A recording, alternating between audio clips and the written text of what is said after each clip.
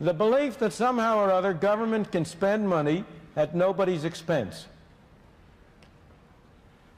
I don't know how many of you have ever heard of a wonderful description of government that was made by a French economist by the name of Frédéric Bastiat about 150 years ago.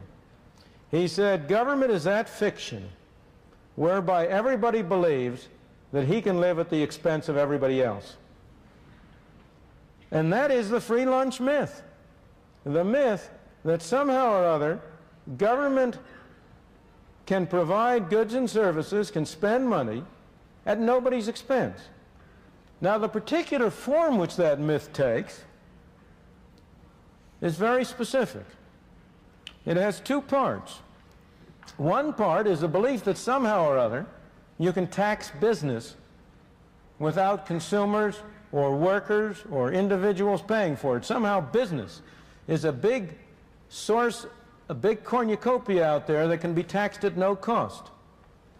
And the other form the myth takes is that you can create money at no cost. That if you turn the printing press, if you produce those greenbacks, that will enable people to become richer with nobody becoming poorer.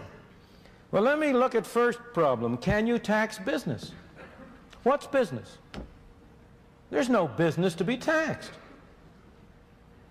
There are people. Only people can pay taxes. Can I tax this floor? Can I tax the building? The building can't pay taxes. Only people can pay taxes.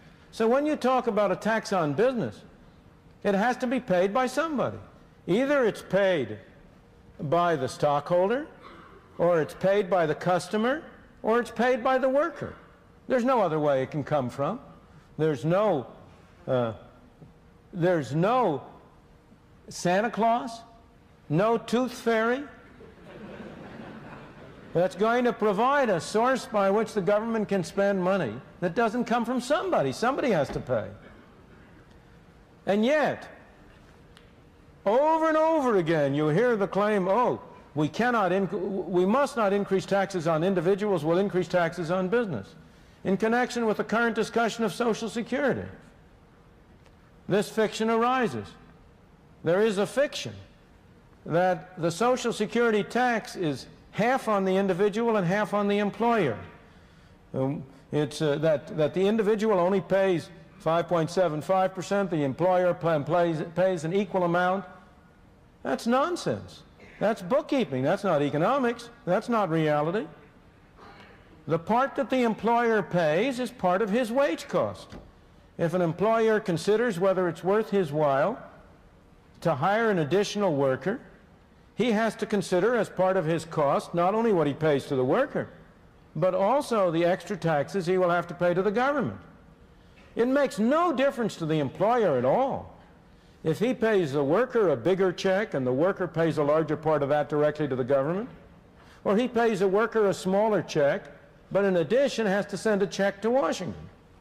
What matters to him is the total number of dollars it costs him to hire an additional person.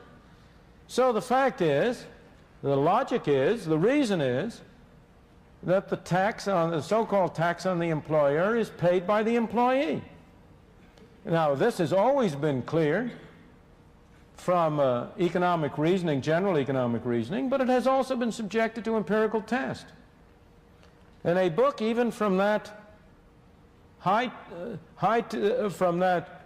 temple of belief in greater and bigger government, the Brookings Institution in Washington, published a couple of years ago, demonstrated empirically that the tax on the employer was really paid by the employee, that it was shifted to the employee, and it can't be any other way, as you will see if you think about it. So business doesn't pay that tax.